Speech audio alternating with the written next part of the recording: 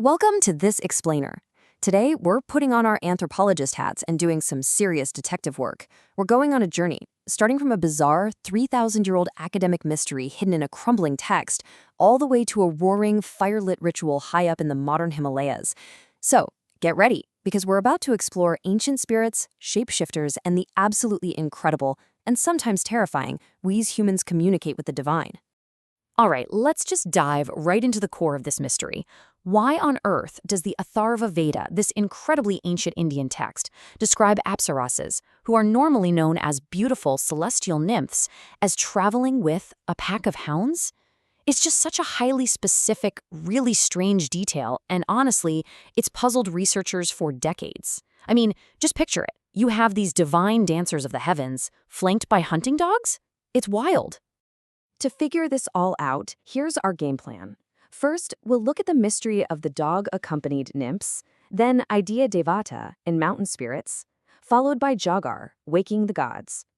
After that, we'll break down the 4 pillars of Jagar, walk through the stages of the sacred night, and finally, decode that canine mystery. Starting with Section 1, the dog-accompanied nymphs, an ancient Vedic mystery.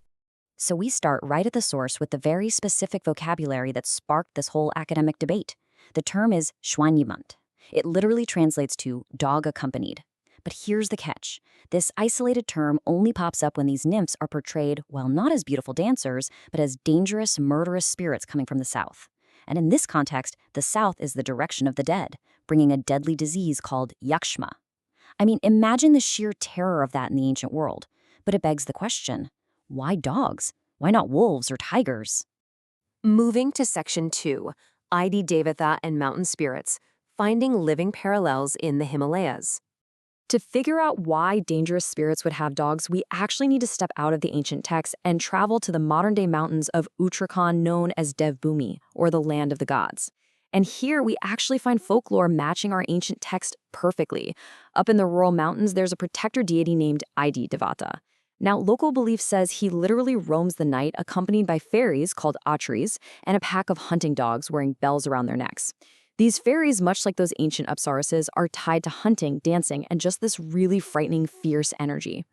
This brings us to Section 3, Jagar, waking the gods. How mortals communicate with mountain spirits. So if these fierce, dog-accompanied mountain spirits are an active part of Himalayan life, how do everyday people survive or even harness these intense energies? Well, the crucial point is that they use an intense, deeply spiritual ritual called jagar. It comes from the Sanskrit root for awakening, and it's exactly what it sounds like, a way to literally wake the gods and invite them straight into our world. You see, when a village faces a crisis, maybe an unexplained illness or a sudden crop failure, they don't just pray from a distance. No, they host a night-long jagar to speak to the deity face-to-face. Let's talk about how this actually sounds, because Uttarakhand has 2 main cultural streams, and their jagar styles reflect this beautifully. On one hand, you have the Kumaon jagar. This is driven by the sweet, almost hypnotic, magnetic rhythm of a small hand drum called the khudka. Contrast that with the Garhwali jagar, which uses the dole and daman drums. This creates an earth-shaking, thunderous beat that literally pierces the night sky to summon the divine. It is incredibly powerful. Section 4. The 4 pillars of Jagar, the humans who channel the divine. Before we can understand the timeline of the sacred night, we really need to know the people behind it, because there is a strict division of labor going on here. First, you have the Jagadiya, the master conductor, who actually sings the epic tales to invoke the gods. Then there's the Sayunkar, the hosts who organize the ritual, because they need divine help. You've got the Gaje Baje Vale, the musicians who literally regulate the spiritual energy in the room. And finally, the most mysterious role, the Dangariya. This is a highly disciplined human medium who physically becomes the vessel, allowing the raw, unpredictable energy of the mountain god to just enter their trembling body. This brings us to Section 5, Stages of the Sacred Night, from twilight to dawn. Now that we know the key players, let's trace the actual narrative arc of this sacred ceremony, because it's an absolute masterclass in building tension. It kicks off at twilight with Sanjvali, which is a calm, steady prayer to purify the space. But as the night deepens, we move to Bhiratvai. Here, the musicians ramp up the tempo, singing the epic and often violent history of the god. You can feel the air getting thicker. and this completely escalates into the chaotic, thrilling moment known as Anmosan. The roaring drums hit their absolute peak, pulling the deity directly into the human medium, the Dangaria, whose body starts to vibrate and dance with this totally otherworldly energy. Once the deity is fully present in the room, the whole atmosphere shifts from chaotic to commanded.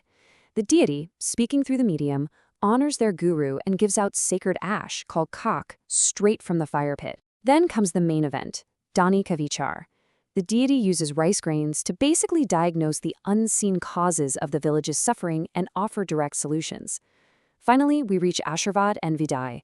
The final blessings are given, and the deity departs. You can just imagine the immense relief. A profound, sudden sense of peace settles over the entire room as those thunderous drums finally slow down. And hey, if you think a single night of that sounds intense, consider the Bashisei. This is a rigorous, extreme 22-day version of Jagar. The practitioners live under really strict vows of purity for weeks.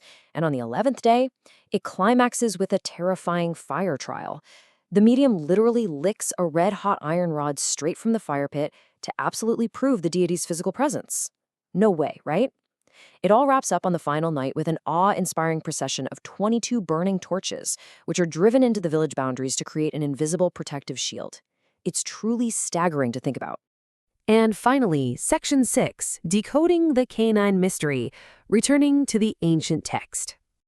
Okay, having experienced this visceral, living tradition of waking the gods, it's time to zoom back out and finally solve our initial academic mystery. Looking at researcher Robert Leach's analysis of the Vedic texts, we actually see three compelling interpretations for our mysterious canine companions. First up, dogs as hunters. Just like the fairies hunting with Aidi Devta in the modern Himalayas, the ancient nymphs were literal huntresses accompanied by hounds. Makes sense, right? Second, dogs as death. Because these specific nymphs brought disease and murder, the dogs serve as dark metaphors for corpse scavengers and Yama, the king of the dead. And finally, dogs as Gandharvas, which are the male counterparts to the Apsarasas. Now, this third theory is absolutely mind-bending. As a final ancient verse explicitly reveals, the Gandharvas are famous shapeshifters. The text literally states they can assume forms like a dog, one like a monkey.